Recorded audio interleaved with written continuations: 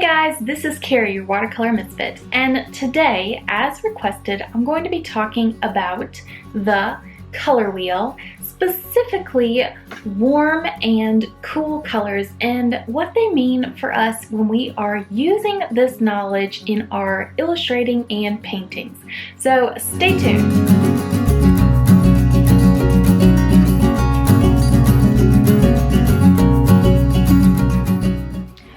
So I'm not going to go into a lot of detail of specifically how to create the color wheel and what the three categories that I'm going to be talking about consist of the color wheel, but I do want to do a quick overview so that you guys have a full understanding of where I'm coming from before I jump into the warm and cool colors of this color wheel.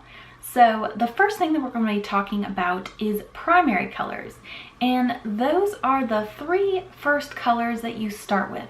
You cannot make these colors have to be produced in a manufacturing plant, and those colors are red, yellow, and blue. Those are your first colors on your color wheel. From there, you next go to your secondary colors, or the second colors that you get on your color wheel.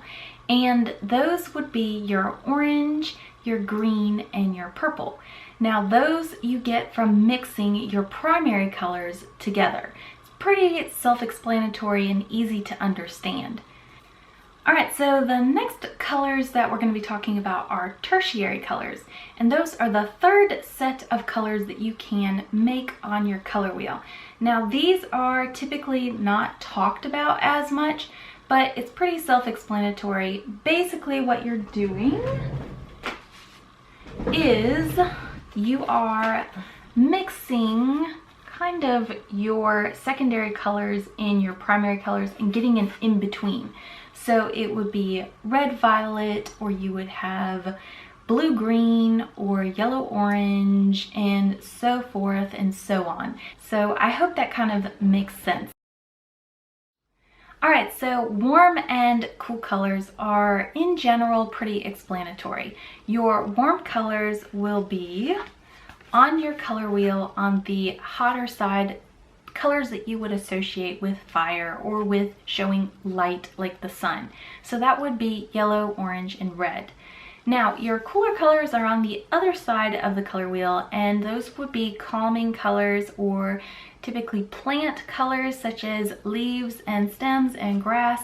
So those colors would be green, blues, and purple. So why is it important for us as an artist to really focus in on the warm and cool colors of the color wheel?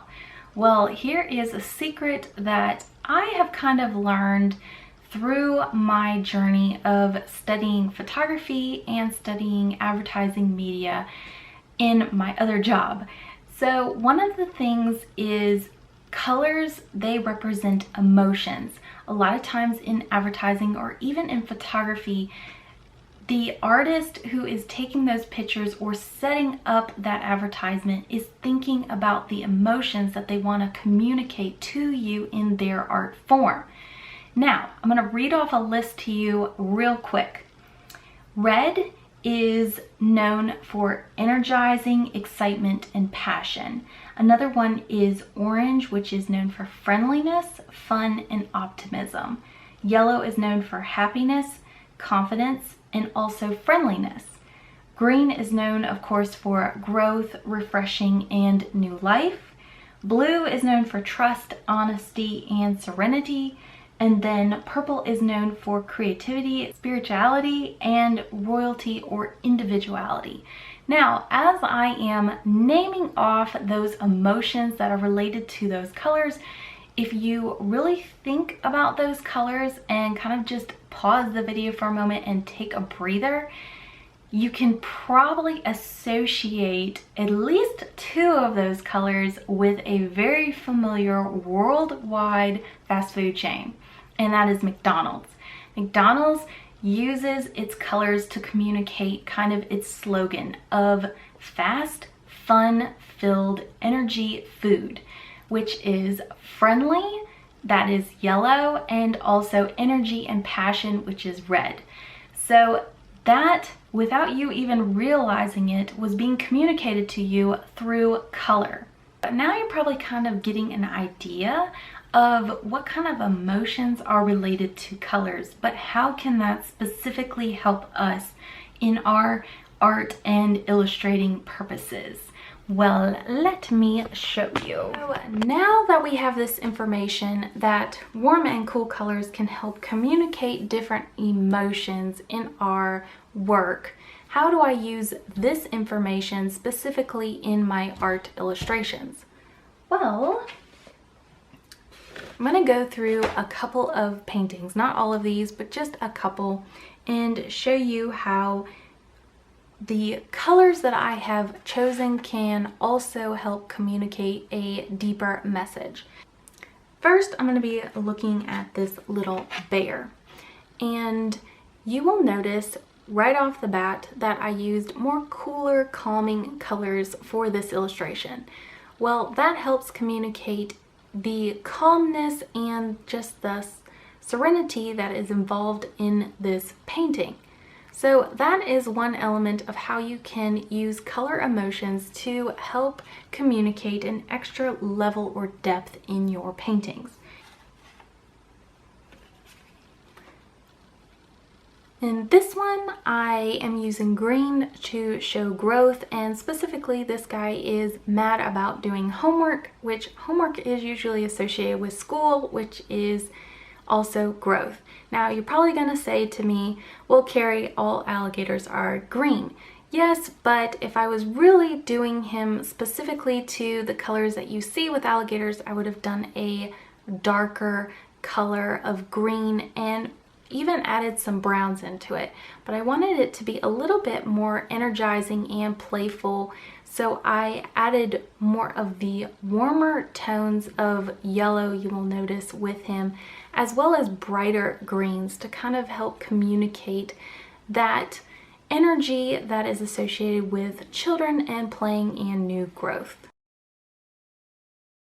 That is the first reason why I really like to study warm and cool colors, as well as their emotions that are attached to those specific colors, because they help communicate better in our art.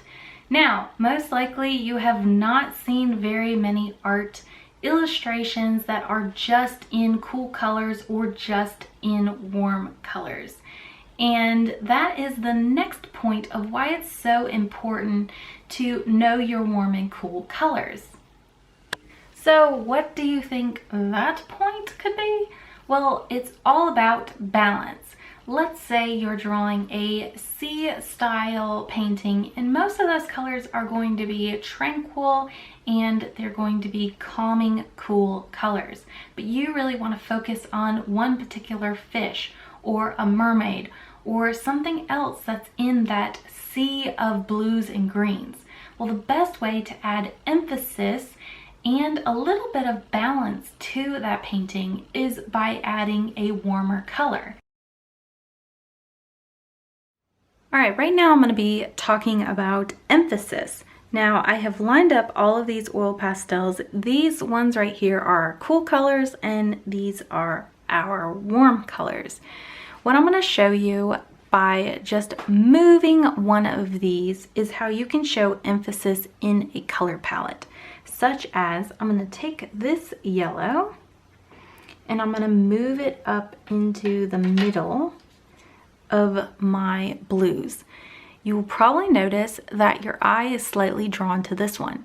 However, since this is more of a cooler tone of yellow, a more yellow-green, your eye isn't completely fixated on it as much as it could be if I, let's say, pulled one of my bright pinks. Your eye will immediately come to this because it's almost like Sesame Street where something doesn't quite belong. By using colors, you can actually show emphasis in your illustration by knowing what colors are warm and what colors are cool, and also what colors work well together. I'm going to take one more color and kind of show you Once again, this red is almost as if it's popping out of these colors. The same thing goes for if I switched, let's say, a deep green and stuck it in there, or I did a blue. And finally, the third thing that you need to know about warm and cool colors and how they can specifically help you in your painting is with harmony. What do I mean by that? Well, you guys really loved this particular painting that I did on this channel. This painting is very harmonious, yet you can tell right now that it has a lot of cool and warm tones in it. So how did I create that without, hang on, it's wanting to focus on me and not the picture. So how did I achieve that without overwhelming the picture? Well, the way I did that is I used cooler tones of pinks and yellows and muted them a bit so that the picture feels more flat and harmonious compared to it just popping out. And you will notice the two characters, the bunny and the bear, stand out because they are darker than the other colors in that palette. However, if I had used brighter pinks and brighter yellows, it would have overwhelmed this painting and you really would have lost the two main characters in it. So that is another way that I used cool and warm tones to kind of figure out exactly what colors I want to put on this painting. And those are just 3 ways of how I use warm and cool colors from the color wheel, and kind of hopefully expose some secrets for you guys that I use in my art journey and how I set up illustrations. I hope this helped you guys. If you did like this video, please make sure to like and subscribe and all that other YouTubey stuff that you guys know so well, and I will see you next time.